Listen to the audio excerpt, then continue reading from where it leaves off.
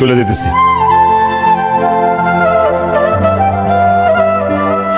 আমার তুই আছে না বাজান, চলে গেলে থাকতে পারবো না। তুই আমার কেউ নাই, আমার একটাই সন্তান তুমি। বলছে আর ঢং করন লাগবো না, চলো। টাইম একেবারে মুখ ভাষায় লাইতেছে, চলো। যাই না বলে তো বাবা, আমি দূরে ছাড়া থাকতে পারবো না। বাজান রে, বাজান,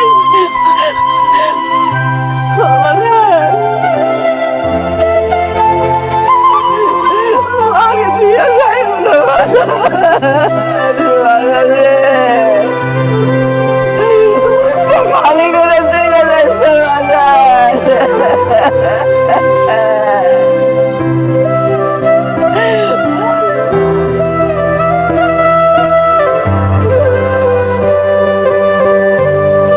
হায় আল্লাহ, এটা কি বস্তি নাকি? এই তুমি আমার এটা কোথায় নিয়ে আসছো? এই বাসাটা ভাড়া নিচ্ছি, আজকে থেকে তুমি আর আমি এই বাসাতেই থাকবো। কি এই বাসা তুমি ভাড়া করছো? এই তুমি না বড় লোকের ছেলে, তোমার নতুন বউরে তুমি এরকম টিনের একটা ভাঙ্গাচুরা বাড়িতে রাখবা?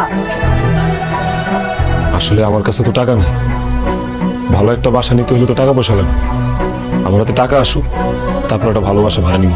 তোমার মতো একটা অকর্মা ভাদাইম মারে বিয়া কইরেই আমি ভুলটা করছি। বাপের বাড়িতেও আমি টিনের ঘরে আসছিলাম, ভাবছিলাম যে শ্বশুর বাড়ি আইসা আমি বিল্ডিং বাড়িতে থাকুক। না, আমার সেই ইচ্ছাটা স্থায়ী রয়ে গেল। তুমি চিন্তা করো না ফারজানা, মোর সব ইচ্ছা আমি পূরণ করব। চুপ করো, তোমার কি বুড়ো এটা আমার খুব ভালো কইরাই জানা আছে। তোমারে বিয়া করছি, আল্লাহ জানে কতদিন আমার না খায়া থাকা লাগে। বললাম ভাই চা দিলাম, ঘর ভাড়া কিন্তু 4000 টাকা, প্রতি মাসে 5 তারিখে ভাড়া দিয়ে দেবেন। যদি দিতে না পারেন তাহলে কিন্তু ঘর থেকে খেদাই দিব। চিন্তা করেন না, আমি টাইমলি ভাড়া দিব। ঠিক আছে যান, আমি তো দিয়ে গেলাম। জি। কি হয়েছে, খাড়ায় রয়েছো কেন? তালাটা খোলো।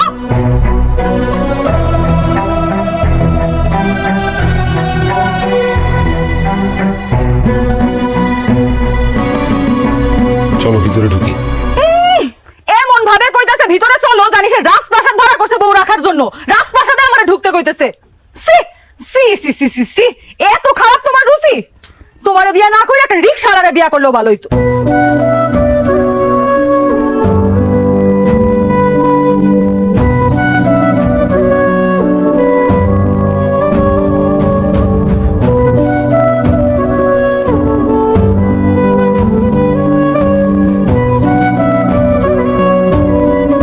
আল্লাহ রে, খিদায় আমার পেটটা জ্বলতাছে। তাড়াতাড়ি একটু খাওয়ানোর ব্যবস্থা করো গিয়া, আমার কিন্তু খিদা একদম সহ্য হয় না। আম্মা তুমি?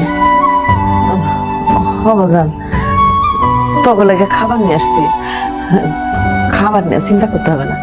যাও মা, হাত মুখ ধুয়ে আসা, ধুয়ে আসে খাবারটা খাও।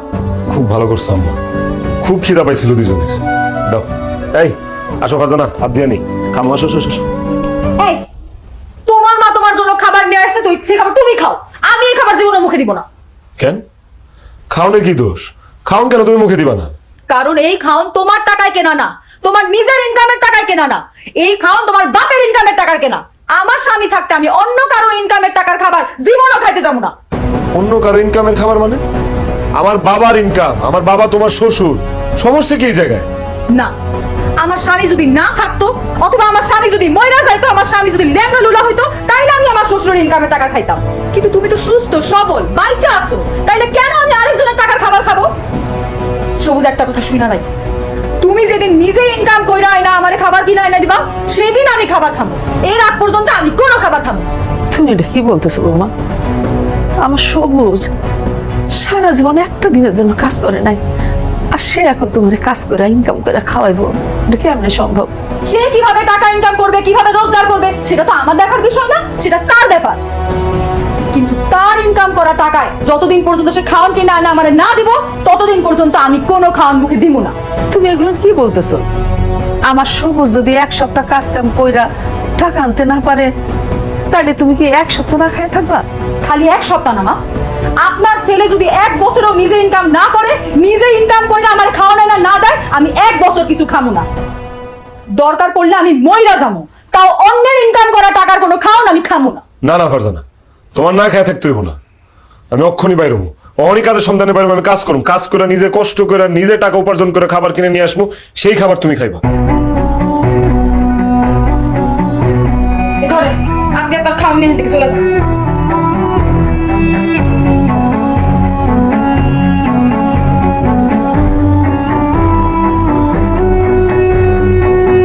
আবির, এখন যা তো ব্যস্ত আছি, যা। বন্ধু আমার তো একটু সদয় পাতি লাগবো রে। সদরপাতি কি নিবি? বেশি কিছু না, 2 কেজি চাইল, আধা কেজি ডাইল, 1 কেজি আলু আর একটা সয়াবিন তেল দিয়ে দে। 2 কেজি চাল, আধা কেজি ডাল, 1 কেজি আলু, সয়াবিন তেল, এই তো সব মিলে তো 450 টাকা হয়। টাকা দে, আমি সব দিতেছি। আমার কাছে তো টাকা নেই রে ভাই। কি তোর কাছে টাকা নাই? টাকা ছাড়া তুই মাগ না এগুলো নিতে আইসস? এবারে এই, আমি কি মাগ না দোকানে জিনিসপত্র বিক্রি করি? হ্যাঁ, নাকি তুই আমার দোকানদার এই খানা মনে করছিস যে মানুষ আসবার নিয়ে যাইব? ফালতু কথাবার্তা সব। টাকা ছাড়া আইসো তুমি দোকানে সদরপাতি নিতে, যা যা এখান থেকে। আমারে সদাইটি বাকিতে দে, আমি তোর কিছুদিন পরে টাকা দিয়ে দিব। কিছুদিন পর কেন? কয়েক জনমেও তুই আমার টাকা দিতে পারবি না, কারণ তোর বাপ তোর বাড়ি থেকে বাইর করে দিছে, আর বউ নিয়ে তুই থাকো আলাদা। কোনো কাজ করছ না, কিছু করছ না, বাদেমার মতো ঘোরাফেরা করস, তুই আমার টাকা দিবি কোথেকে? হ্যাঁ, কোথায় দিবি টাকা? আমি কাজ করতেছি, একটা কাজ পায় কাজ করুন, তারপর তোর টাকাটা পরিশোধ করে দেবো। আমার আমার বউ না খায় আছে, আমার বাকি একটু সদাইটি দে। জি না, আমি বাকি কারবার করি না, আমি বাকি দিতে পারবো না। যা যা হন। বন্ধু, আমি যদি বাড়িতে এখন চাইল্ড ডাইল না নিয়ে যাই, তাহলে আমি বউয়ের কাছে ছোট হয়ে যাবো। তোর ভাবি খিদে ছটফট করতেছে, একটু দে, আমি তোর টাকা দিয়ে দিব, কথা দিলাম তো। আচ্ছা 2 কেজি রাখো, তুই 1 কেজি চাইলাম তো আমার বাকি দে ভাই। 1 কেজি কেন? একটা দানা চাউল আমি তোর বাকি দিব না। যা যা তো এখান থেকে। আরে কত ভাত তরকারি আমি নষ্ট করছি, না খায় ফালাই দিছি। আব্বা আম্মা আমার রোজ করতো যে এমনি খাওয়ানো পচয় করিস না। এখন বুঝতেছি খাওয়ানোর কি দাম, কি মূল্য। এই রে, আমার সদাইগুলো একটু বাকিতে দে, আমার বউয়ের কাছে আমার মানিজ্যটা একটু বাঁচা। উফ রে, কি যে বিপদে পড়লাম।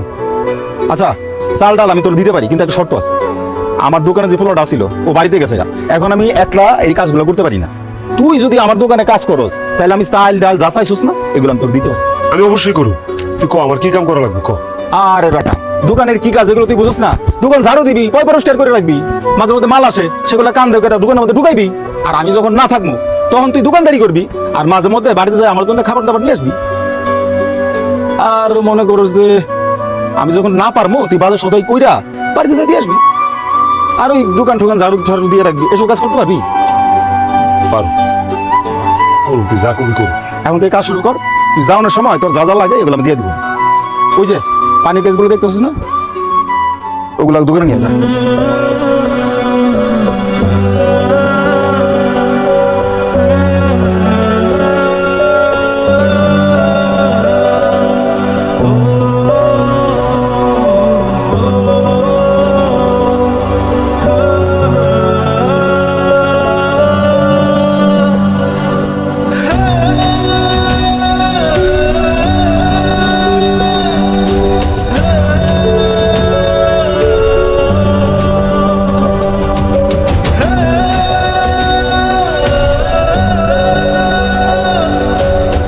এই তোমার আসার সময় হলো? একটা মানুষ যে সারাদিন না খায় ঘরটার মধ্যে পয়গা আছে, সেই দিকে তোমার কোনো খেয়াল আছে? আর এই ব্যাগের মধ্যে করে কিনে আইছো? এই ব্যাগের মধ্যে কিছু বাজার আছে, চাইল ডাইল আলু 1 লিটার তেল। যাও রান্না করে নিয়ে আসো, খুব ক্ষুধা লাগছে, দুজন মিলা খাবো। যাও। তোমার কাছে না টাকা ছিল না, তাইলে তুমি এসব চাল ডাল নুন এসব কেন কিনছো? তুমি আবার চুরি টুরি করো নাই তো? কি কফার জানা, চুরি করবো কেন? আমার বন্ধু আবিরের দোকান আছে না, সারাদিন ওর দোকানে কাম করছে, তারপর আসার সময় আবিরই আমার এই চাইল ডাইল তেল আলু এগুলো দিয়ে দিস।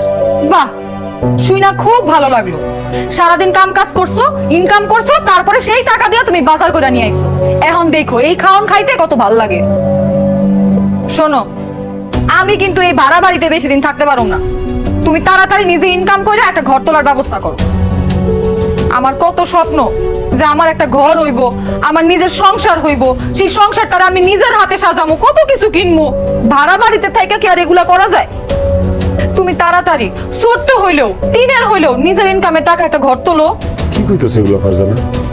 একটা ছোটখাটো টিনের ঘর করতে হলে তো 60-70 হাজার টাকা লাগে মিনিমাম। এত টাকা আমি এখন কই পাবো? কাজকর্ম করে ইনকাম করবা, সেই ইনকামের টাকা দিয়া অল্প অল্প করে টাকা জমা লাগলে আমরা 1 বছর পরে ঘর তুলবো। সমস্যা কোথায়? কি কাজ করবো? সারাটা দিন কাম করছি, কোনো কাম পাই নাই, না পাইরা পরে আমিরের দোকানে কাম করছি। শোনো, আমার স্বাস্থ্য ভাই আখের রস বিক্রি করে, আমি ওরে বইলা তোমার জন্য একটা আখের রস বানানোর মেশিন নিয়ে দিতাছি। তুমি এখন থেকে রাস্তায় রাস্তায় আখের রস বিক্রি করবা। কি কইতেছে এগুলা? আমি রাস্তা রাস্তায় আখের রস বিক্রি করবো? তো কি সরকারি চাকরি করবা? পড়াশোনাও তো ঠিক মতো করো নাই। যেটা বলছি সেটাই শুনো, এখন থেকে রাস্তা রাস্তায় আখের রসই বিক্রি করবা তুমি। আর বসো, আমি রান্না নিয়ে আইতেছি।